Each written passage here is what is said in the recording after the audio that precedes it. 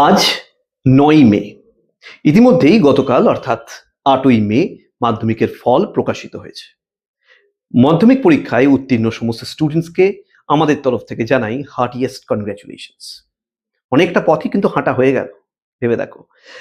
আরো অনেকটাই পথ কিন্তু চলা বাকি। এই পথ হাঁটতে হাঁটতে তোমরা এই মুহূর্তে যে স্থানে এসে পৌঁছেছো সেটাকে আমরা বলতে পারি একটা জাংশন। কেন জাংশন?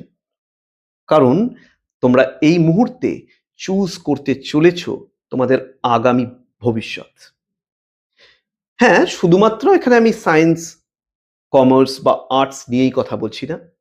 যে চয়েসের কথা বলছি বা যে পথে আগামী দিন তোমরা হাঁটবে, যে পথের কথা বলছি সেইগুলোর নাম হচ্ছে অনেকটাই এরকম। এক, নিজের পছন্দের বিষয় বেছে নিয়ে এগোনোর পথ। দ্বিতীয়ত, মা বাবার প্রেশারেতে এসে হাঁটার একটা পথ। আর একটা, বন্ধুদের সাথে রেষারেষি কম্পিটিশন বা আত্মীয় স্বজনের সাথে কম্পিটিশনে নেমে একটা সাবজেক্ট নিয়ে এগোনোর পথ। পথগুলো কিন্তু বেশ ট্রিকি। আমার ঠিক এই মুহূর্তে একটা কবিতার কথা মনে পড়ে যাচ্ছে, যেটা আমি অনেক আগে পড়েছিলাম।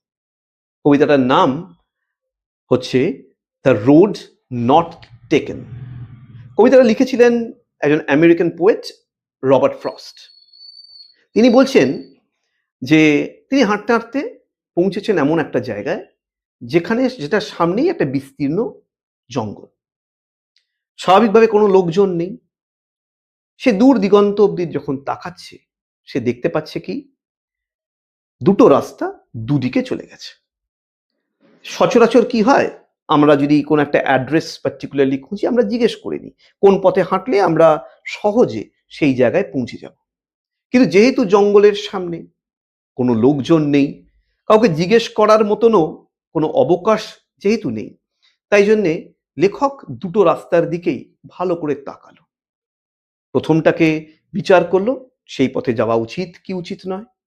তারপরেরটাকেও সে নিরীক্ষণ করে দেখলো এবং শেষ পর্যন্ত সে মনস্থির করলো সে দ্বিতীয় পথ দিয়েই সে হাঁটবে। সে রেখে দিল প্রথম পথটাকে।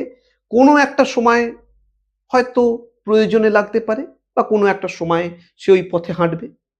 কিন্তু সে মনে মনে খুব ভালোভাবেই জানতো যে যে পথকে ছেড়ে দেওয়া হয় সেটা ভবিষ্যতে সেই পথে আর হাঁটার সুযোগ থাকে না। কারণ যে পথ ধরে আমরা হাঁটতে আরম্ভ করি, এই ক্ষেত্রে দ্বিতীয় পথটা, সেই পথটা আর একটা পথের এমন একটা সংযোগস্থলে এসে পৌঁছবে যেখানে আবার দেখা যাবে দুটো পথ দুদিকে বেঁকে গেছে। তার মধ্যে থেকে নিশ্চয়ই সে আরো একটা পথ নেবে। আবার সেই পথও আবার হয়তো দুটো বা তিনটে পথের মাঝখানে এসেই দাঁড়াবে। তাই জন্যে ফিরে আসার সুযোগ স্বাভাবিকভাবেই থাকে না। সে রেখে দিয়েছিল, কিন্তু সে জানতো কোনোদিনই সে আসতে পারবে না। কিন্তু সে মনে করে ভবিষ্যতে সে নিশ্চয়ই বলতে পারবে যে যেহেতু সে দ্বিতীয় পথটাই বেছেছিল, তাই জন্যেই কোট আনকোটে যদি বলি, that has made all the difference. তার ভবিষ্যতে যা হচ্ছে সবটাই ওই পথে হাঁটার জন্যে, সেটা তার সাকসেসই হোক, তার ফেলিয়ারই হোক। তোমরাও ঠিক এই রবার্ট ফ্রস্টের মতনই তিনটে পথের সামনে কিন্তু এসে দাঁড়িয়েছ।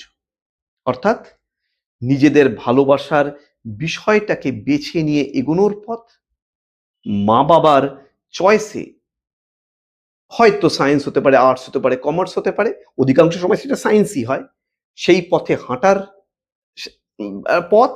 এবং তৃতীয় পথ হলো কম্পিটিশনে নেমে জোর করে বেছে নেওয়া একটা পথ। সবসময় মনে রাখবে যে এই সময়ে তোমরা যে পথটাকেই বেছে নিচ্ছ সেটাই কিন্তু তোমার ভবিষ্যতের পথ। তাই হট করে কোনো ডিসিশনস নিও না, ভাবো। যদি সত্যিই মনে করো তোমরা সায়েন্সের জন্য উপযুক্ত, তাহলে সায়েন্স নাও। যদি মনে করো কমার্স তোমার ভালো লাগে, হয়তো কমার্সের টেস্ট কোনোদিন পাওনি, বা অনেকেরই তো মনে হয় যে কমার্শিয়াল লাইনটা আমার ভালো লাগে, তাহলে তারা কমার্সের কথা ভাবো। বা আর্টসেরও কিন্তু অনেক দিক আছে। একথা একদমই ঠিক, সায়েন্সের দিক অনেক বেশি, কিন্তু ক্লাস 10 অবধির সায়েন্স এক ধরনের, 11-এর সায়েন্স বা 11-12 বা আগামী দিনের সায়েন্স সেটা কিন্তু অনেকটাই বেশি কঠিন হয়ে যায়। আমার চোখে দেখা বেশ কিছু স্টুডেন্টস, খুব ভালো স্টুডেন্টস, মাধ্যমিকের নম্বরও স্বাভাবিকভাবে হয়তো 650-এর উপরেও পেয়েছে। তারাও কিন্তু অনেক ক্ষেত্রেই সায়েন্স নিয়ে মুখ থুবড়ে পড়েছে। আমি কিন্তু ভয় দেখাচ্ছি না। আমি শুধু তোমাদেরকে একটা কনসেপশন ক্লিয়ার করে দিচ্ছি। কনসেপশনটা হচ্ছে এই, যদি সাবজেক্টটা ভালো লাগে তাহলে অবশ্যই নাও। সেটা সায়েন্স হলেও সায়েন্স নাও। যদি সেটা আর্টস হয়, আর্টস নাও। কারণ ভবিষ্যতের পথে এগোতে গেলে তোমার ভালোবাসার বিষয়টা যদি তোমার সাথে না থাকে, তাহলে তুমি যতই মা-বাবার মন রাখতে কোনো একটি বিষয়কে নাও না কেন, সেইটাতে জোর করে কোনো জিনিসই কিন্তু হয় না। অর্থাৎ আমরা সাবজেক্ট তো নিয়ে নিই, কিন্তু পরবর্তীকালে সমস্যায় পড়ি অনেক বেশি। গার্ডিয়ানসকেও আমি একই কথা বলবো, হেল্প করুন স্টুডেন্টসকে। আপনারাও একটু দেখুন যে কোন বিষয় নিয়ে পড়লে আপনার সন্তান সবচেয়ে ভালোভাবে এগোতে পারবে। জোর করে চাপিয়ে দেওয়াটা কখনোই ঠিক নয়। মনে রাখবেন, যে পথটাকেই আপনার স্টুডেন্ট মানে আপনার সন্তান বেছে নিচ্ছে, তার ওপরেই ডিপেন্ড করবে তার ফিউচার। সেও হয়তো পরবর্তীকালে একই কথা বলবে, that has made all the difference. আমি জানি যে আপনারা অনেক বেশি জুডিশিয়াস, অর্থাৎ আপনারা নিশ্চয়ই বিচার বিবেচনা বোধ স্টুডেন্টসেরও আছে, গার্ডিয়ানসেরও আছে। শুধুমাত্র একটু সচেতন করে দেওয়ার জন্যই এই ভিডিওটা ছিল। যদি প্রয়োজনে লেগে থাকে তাহলে লাইক করবেন।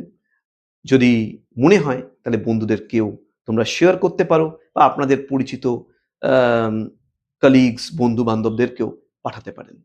Thank you. আগামী ভিডিওতে দেখা হচ্ছে। Thank you.